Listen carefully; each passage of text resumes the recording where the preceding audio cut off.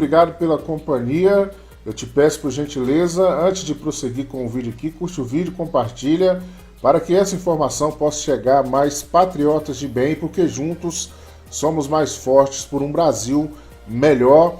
Meus amigos, Barroso e Alexandre de Moraes deu um verdadeiro tiro no pé ao ignorar o convite dos senadores para comparecerem a uma sessão na Comissão de Fiscalização e Controle do Senado, onde foi debatido com vários juristas do Brasil o ativismo judicial praticado por esses ministros do STF. É claro que eles não dariam as caras, mas diante de tudo isso, os senadores revoltados e irritados pediram sugestões aos grandes juristas que ali estavam, e o desembargador Ivan Sartori deu a receita, deu a letra em Brasília e acionou o artigo 142. É o vídeo que veio compartilhar com vocês, é importantíssimo porque está chegando a hora da punição de Alexandre de Moraes, Barroso e Fachin por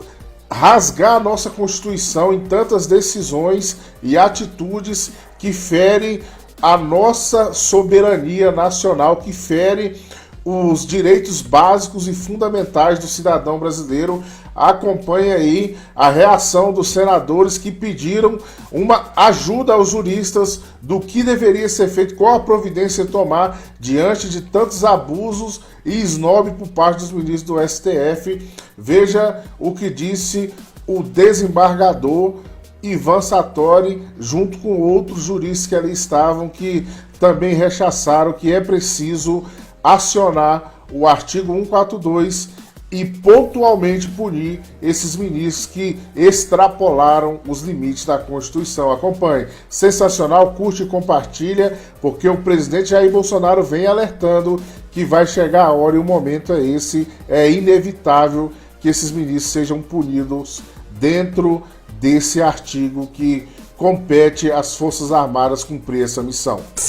Agora aqui a palavra para responder os questionamentos, fazer suas considerações finais, para o doutor Ivan Sartori, ele que foi presidente do Tribunal de Justiça de São Paulo.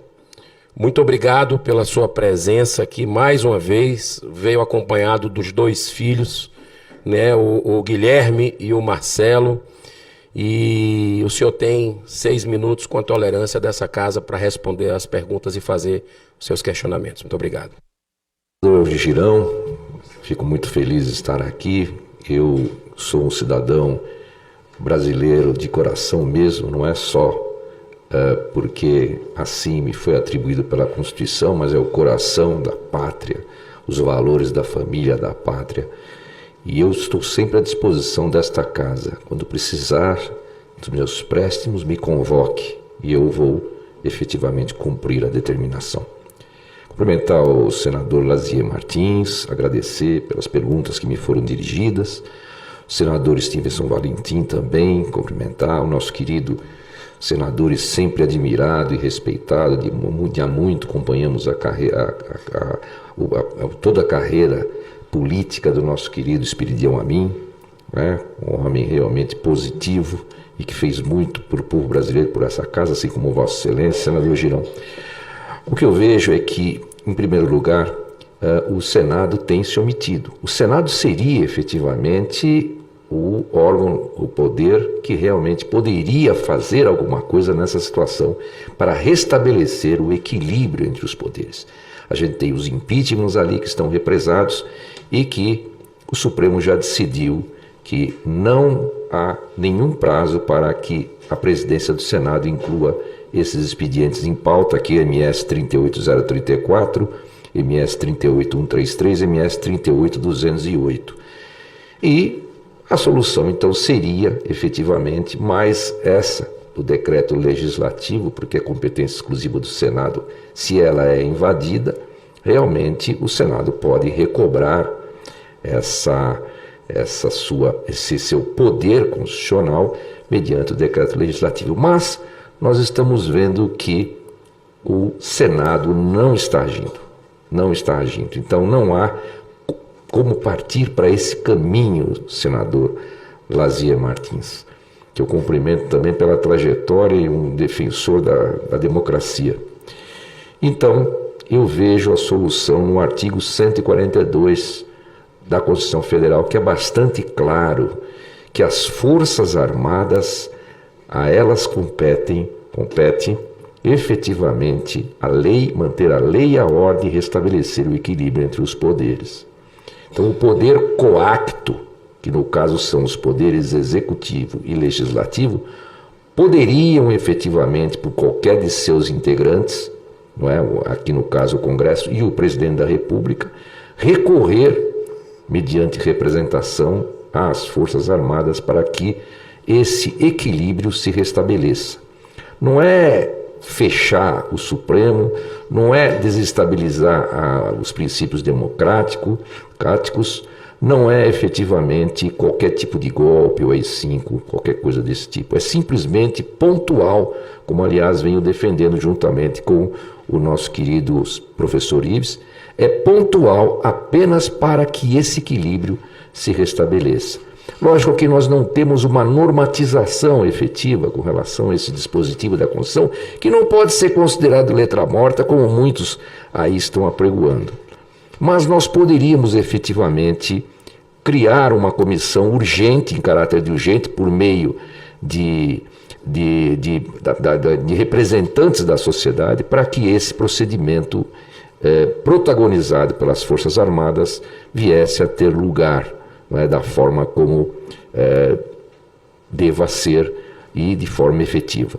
Mas acontece que o Presidente da República, comandante em chefe das Forças Armadas, se ele é o poder coacto que representa, ele aí nesse momento não o seria, não é?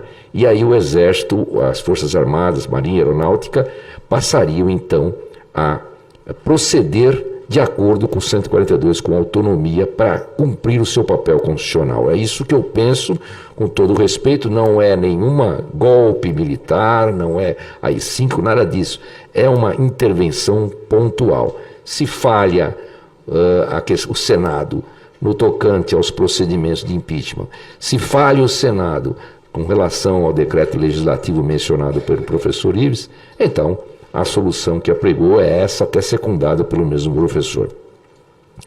Com relação aos inquéritos 4828, 4871, 4781, perdão, 4781, eu tenho a dizer que não tem nenhuma forma nem figura de um processo efetivo penal, de um processo apuratório, inquisitório penal. Aquilo é realmente ditatorial, é um processo que corre à margem da Constituição, efetivamente, e correndo à margem da Constituição, que inclusive nós já mencionamos, não foi arquivado por conta de um entendimento que contraria frontalmente toda a jurisprudência do Supremo, que pedindo à Procuradoria-Geral da República, como pediu, o arquivamento de inquérito, ele deve ser arquivado, já que nós não temos uma instância ministerial superior, do Ministério Público Superior, para aplicar o artigo 28. Então a jurisprudência era tudo nesse sentido.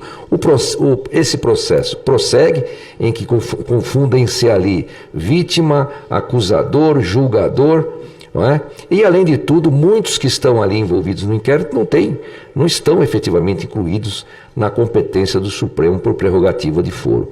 Então é um inquérito que corre mesmo à margem da Constituição e ele não tem tempo para acabar, ele não tem objeto definido, e eu costumo comparar esse inquérito àquele personagem do filme Bolha Assassina, que a bolha vai crescendo e vai absorvendo as pessoas sem parar.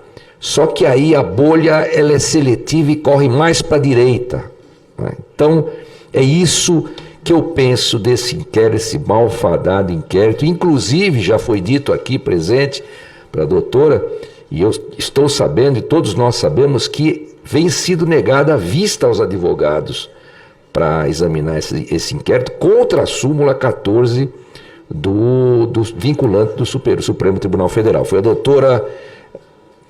doutora Bárbara que mencionou aqui com toda a razão.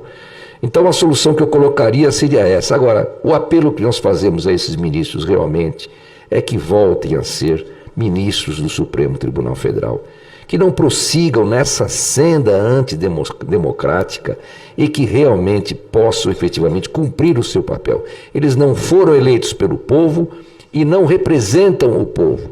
A política e a representação do povo é papel do Congresso Nacional, é papel do Executivo, presidente, governador, prefeito, não de ministros do Supremo Tribunal Federal. E muito menos que sigam nessa senda de criar cada um deles um dispositivo constitucional de acordo com o seu entendimento. Nós temos uma Constituição, temos aqui o sistema civil law, temos que observar a Constituição. Por mais que nós aprovemos um ativismo judicial moderado, de acordo com a doutrina, ele não pode efetivamente contrariar a lei e a Constituição, porque o juiz está preso ao direito posto.